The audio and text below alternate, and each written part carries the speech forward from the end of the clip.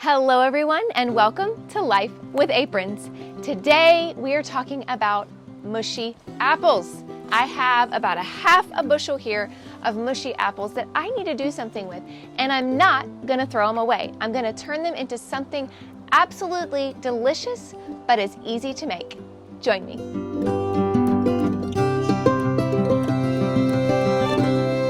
Okay, now I know we have all had this problem where you're craving an apple, you grab the apple, you bite into it, and it's grainy, it's mushy. You can tell that it's had a long life. It's not fresh, it's not crisp, because that's what we want in an apple, right?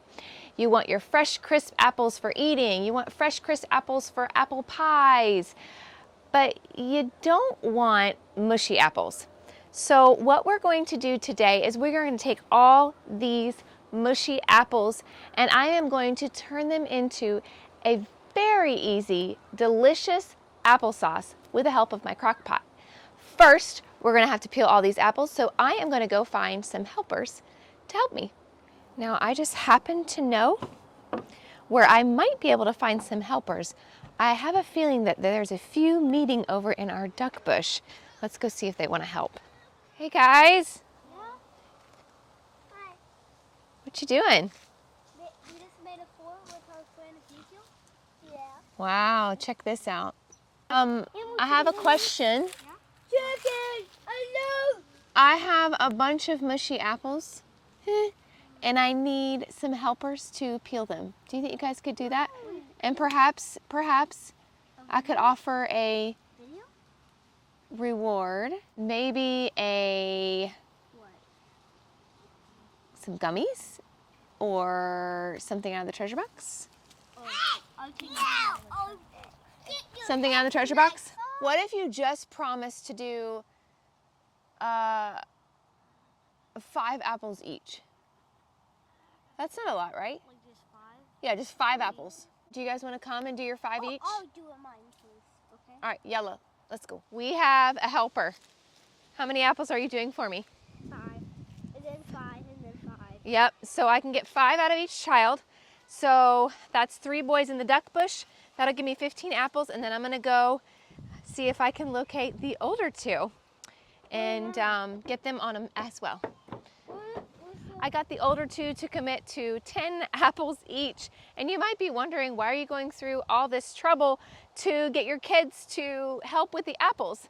When honestly, it would be easier probably for me just to do it myself. But one of the things that I think is so important is that when each of my children have a hand in helping, like what we're doing today in making applesauce, they have a hand in it. There's less waste because they know the work that goes into it. And it's just important for them to feel a part of the food system and have them be a part of doing things. And also, when they do that, they are having memories in their brain that stay there, and they know how to peel apples, they know how to make the applesauce.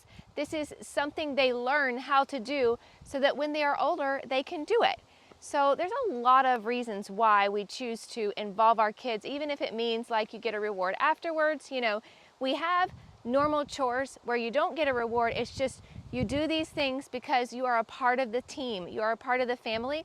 But then we have extra things that we don't mind giving rewards for, and this is one of those things. So I got them all except for the one that's napping, Miriam. She's 4. And she's gonna snooze and she's not ready to use the apple peeler, but we're gonna finish these apples and then I'm gonna show you how easy it is to make yummy applesauce.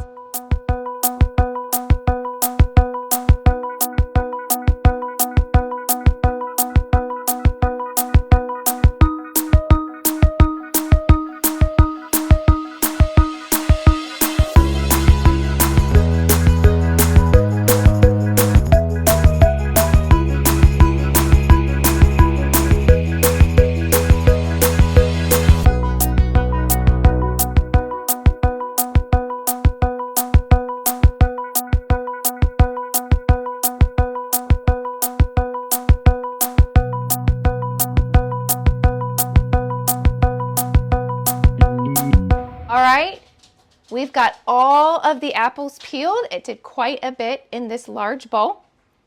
I have all the apple cores in here. Do not throw away your apple cores. If you haven't seen my video on how to take apple scraps and turn it into vinegar, check that out, because you can take this and turn it into a yummy apple cider vinegar that can be used in all sorts of ways. So make sure you check out that video. Now, the apple peels, half of them will go to the kids because they like eating the peels, and the other half will go to the pigs, and that's not a problem because we're not wasting there either. But I have all of these finished. If you noticed, I don't know if you saw in the video, one of the things that I did is once they peeled it with the apple core peeler, I would run my finger through the inside of it just to make sure there weren't any hard pieces where the seed sits in. And if there were, I would cut that out, because even when you blend in the crock pot, when you have the final product, if you don't get those out, you'll have these little hard pieces, and it just takes away from the texture. I'm a texture person, so I really don't like having a little piece of hard something in my smooth sauce. So make sure that you get those pieces out. I'm gonna pour all of these apples, hoping that they all fit, yep, barely, into the crock pot. I like to add a little bit of water because that helps kickstart the process. You could just keep the apples in there and let the juices start to come out of it, but I like to add a little bit of water. It just helps to bring some steam and cook it a little faster, in my opinion. I like to add some cinnamon, and I don't actually measure, so this is just about, for a full crock pot, I'm doing like 2 teaspoons to 3 teaspoons of cinnamon. I'm going to do less of the cloves. The cloves are really strong, and so I don't need to use as many or as much powder. I have powder here. I'm going to do like a teaspoon of ground cloves. And then I have a little one behind me that you can't see that might have popped up a minute ago, and he's crawling on the floor so he doesn't get in the video. It's okay, buddy.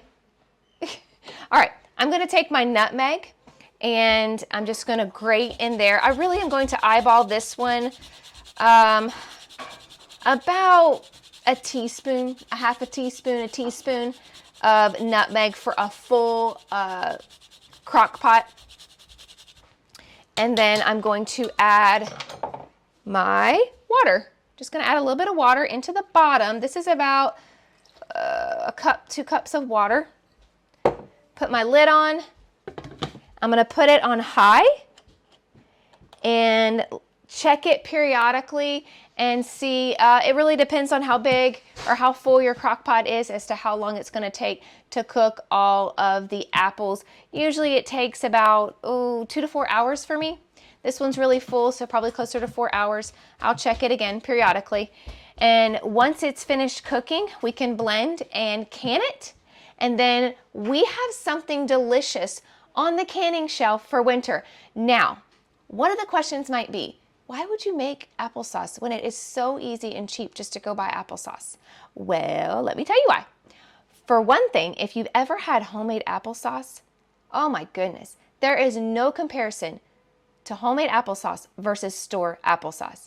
None. First of all, this applesauce is cooked.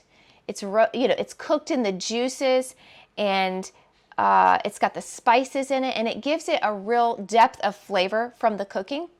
A lot of the applesauces in the store, they just blend the apple uncooked. You can do that. You can put it in your Vitamix and blend it up. But there really is a depth of flavor when you actually cook the apples, with the spices, and it just tastes, it's delicious.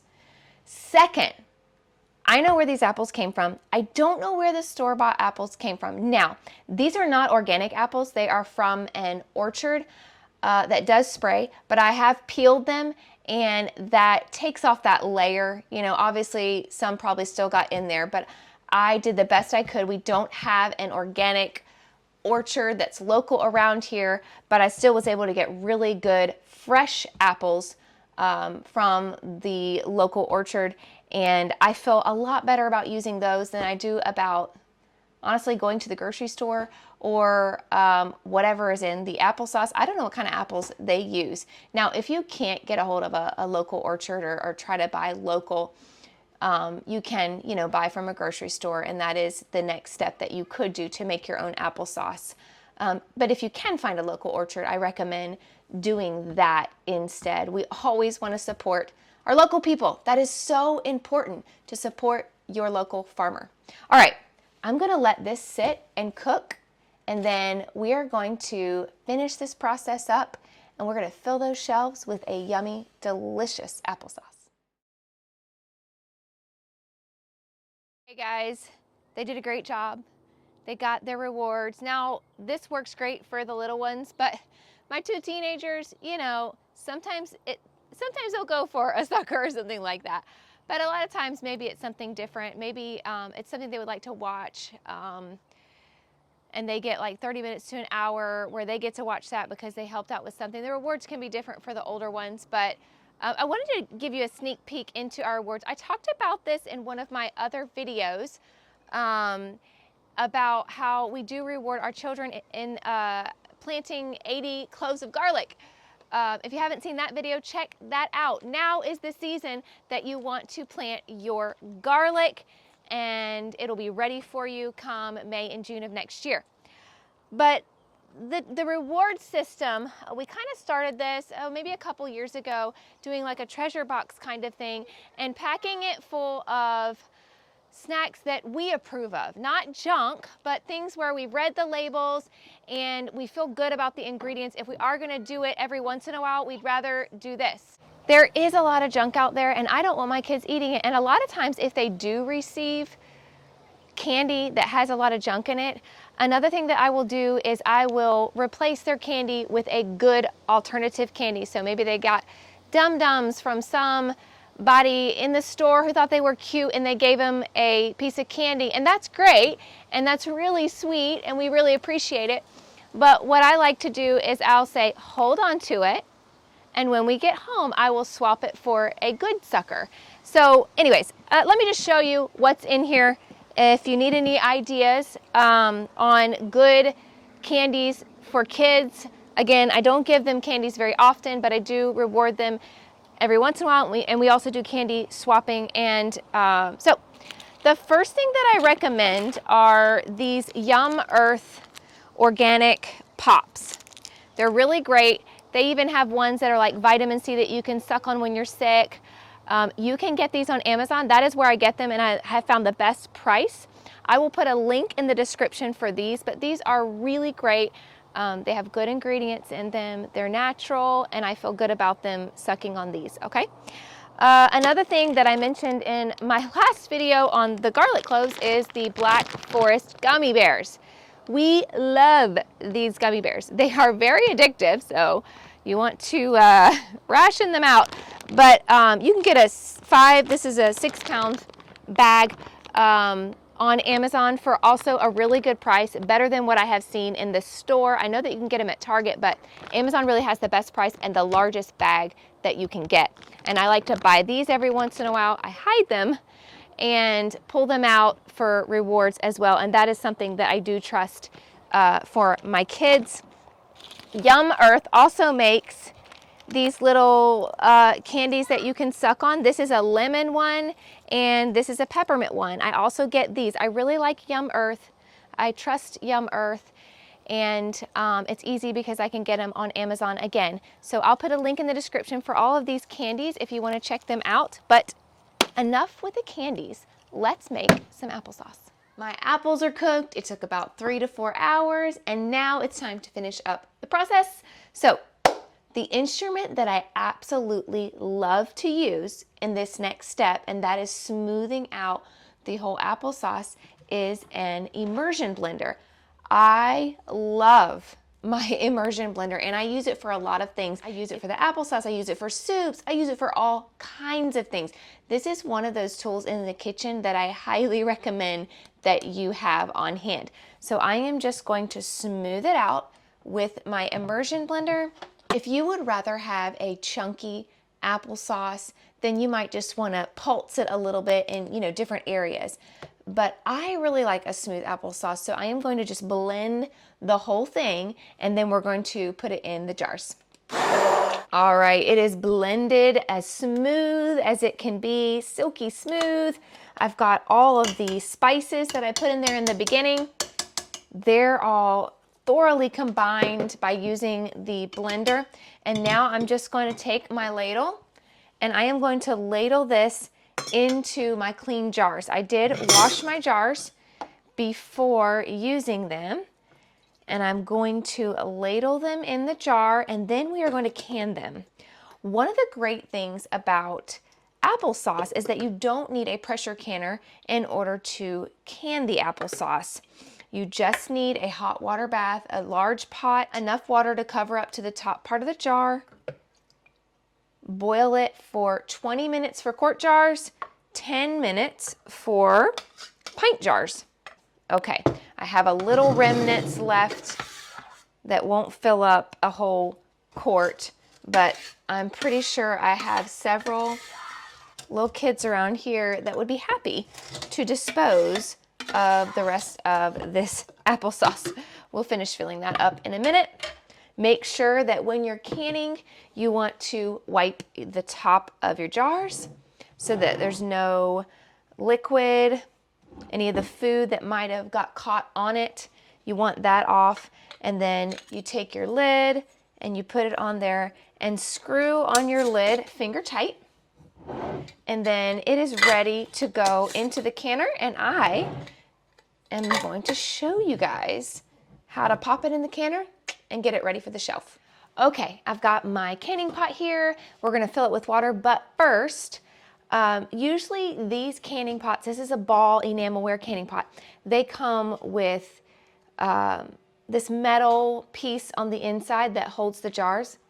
Mine is lost. The children used it for something and I have yet to locate it. So that the glass does not come in contact with the bottom of the pot, I'm just gonna put a cloth down on the bottom. The next thing I'm gonna do is I'm gonna put my jars in first. Now this might be contrary to what some of you know or some of you have heard, but I'm gonna show you a little different method that I actually learned from another lady.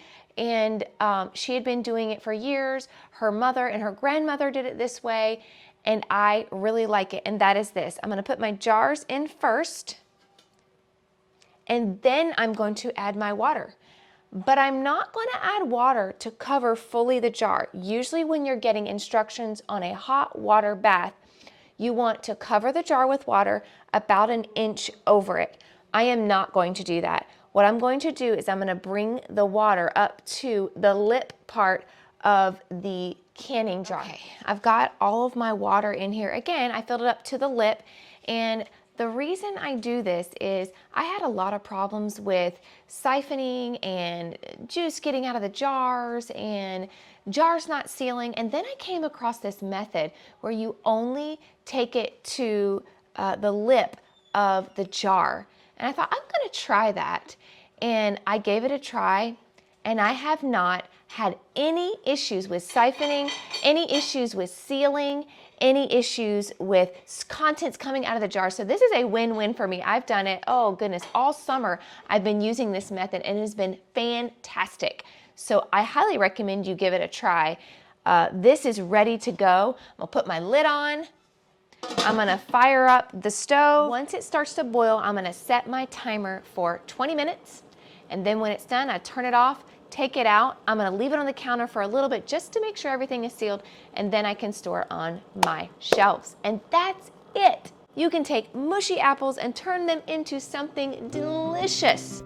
Thank you so much for watching. Like and subscribe for more great content. Bye.